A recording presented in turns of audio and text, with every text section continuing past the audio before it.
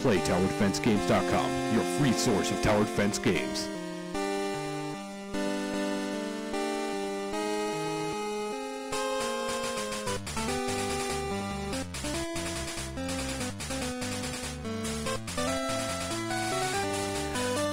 Hey everyone, how's it going, and welcome to Pokemon Tower Defense 2 Master Breeder.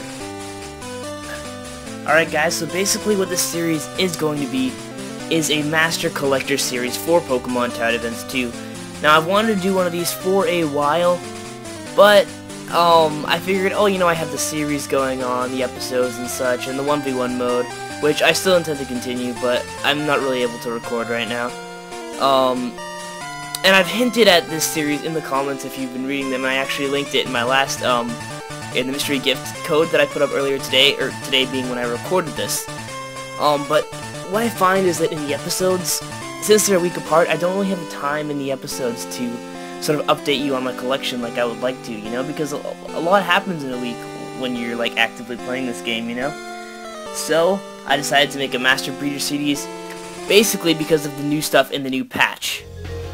Some really awesome changes to daily coins have been made. Namely, they're a lot easier to get. There's actually a new way now, which is breeding a Pokemon gives you 10 daily coins every time a Pokemon hatches. If you're actively playing this game, like I'm sure a lot of you are, and I am, then that's a huge source of revenue for you. In addition, you only have to trade with 5 different trainers now instead of 10 to earn 10 daily coins. So, you can maximize your efficiency by earning 40 daily coins per breeding cycle, which will give you enough to purchase 2 incense of your choice per cycle, which is amazing. It's a lot easier to breed with max % chance now. So, let's go over the breeding basics for those of you guys who don't know. Basically, you get 1 female, 1 male per account, not profile, per account, which is the email address you use to unlock the profiles, I suppose. And you can increase the chances of sparkliness in a Pokemon, which I'll refer to as the shiny shadow chance of a Pokemon being born, in 3 ways. If the Pokemon are in the same evolutionary family, for example Pidgey, Pidgeotto, Pidgeot, if they themselves are sparkly, it'll increase by 2% chance per parent that is sparkly, and that's sparkly, so shiny or shadow. If it's shiny, it'll be shiny, shadow will be shadow. If they're in the same family, I forgot to mention, it'll be 1% combined, not for each. And incense is the most significant one that increases by 4% chance per parent that holds an incense. Right, so here's how I figured this out on paper before I actually started doing any of this. Excuse my messy handwriting. So I had the two original accounts, /x/ and /x. Then I created 4 more accounts, /a/, b/, y/ and z/, so that I could trade with.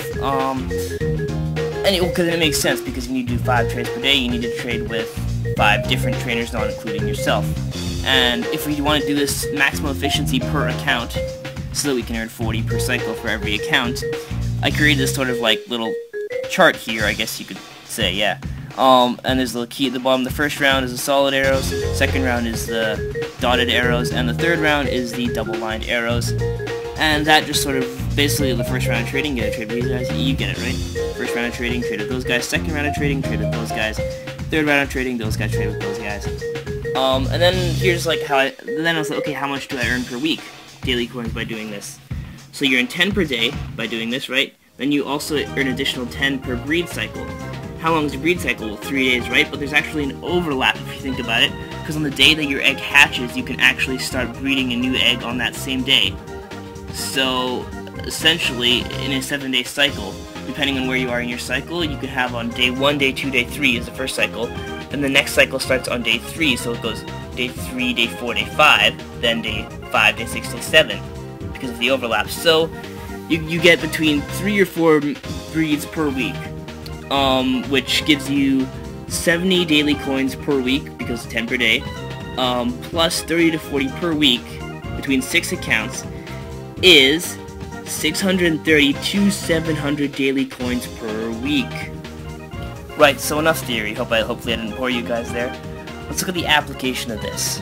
Okay, so I took all Sunday to set this up because, well, this part didn't take, the theory part didn't take too long, but mainly creating the accounts, creating the email addresses, making it so that I get into the point in the story where I can actually trade, blah blah blah, just a lot of stuff, and then actually doing it for the first time took quite a while, because I actually installed 6 different browsers. I normally use Chrome, and I installed Firefox, Explorer, Safari, Opera, and SeaMonkey Extra, and I have them all with autofill data so that I can quickly log in between accounts, but I didn't realize on my computer that it would be so laggy, because I don't have a very good computer. It's very laggy if I have more than 3 browsers open. So I found it actually easier just to do it on one browser, just 2 different browsers, usually Chrome and Firefox are the ones I choose, and just do it that way. Makes it a lot easier, and just like switch between the accounts that I'm currently working with. You might think, oh, this takes forever, doesn't it? Actually, if you work efficiently, it only takes around half an hour. The first 2 days, the first day it took me like an hour. Second day, it took me like 45 minutes, and today it just took like half an hour. I've been timing it. If you guys want to try this out, let me know in the comments, please, how long it takes you. I want to see if you guys have good computers, especially, or you have access to multiple computers. I want to know how long it takes you guys. But yeah. Right, so after doing that, like I said, I started this on Sunday. It is now Tuesday when I'm recording this. Not sure when this is going to go up though, because it'll probably take a bunch of editing. That eggs have hatched that I done from the first cycle. I didn't get any shinies. However, it is possible. Check out this picture of Grandiose eggs that have hatched. I've just breeded Grandiose on my secondary account. I didn't know what to do, and it ended up being shiny. I was kind of upset, but kind of happy. I don't know. After that, now that we've done the first cycle here, we actually have enough money in the system to get it started. So now we can start breeding with max % efficiency. So if we think about how efficient we can possibly be, the max % chance is 13 if all the conditions are met. And thanks to the guys in the forums for explaining this to people who didn't know.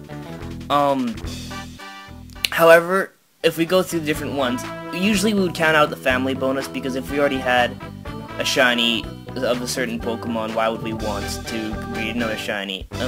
Until later. Right now that's not what I'm doing, because I don't have every shiny yet. So usually we'll count out the 1% from family bonus, then the 2% for being shiny is usually the one we'll go for, right?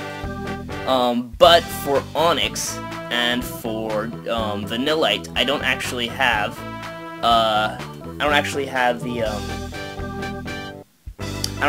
shiny Geodudes yet, which are one of the only things in the game so far that can breed with Vanillite and Onyx.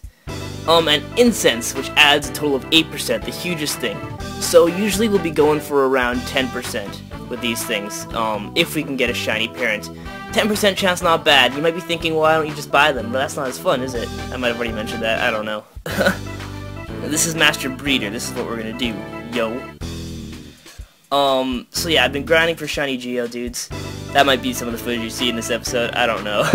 I'm not actually recording this at my computer, recording this on my phone because I don't actually have access to my mic at the moment. But yeah, thanks guys for watching. Hope you've enjoyed this episode.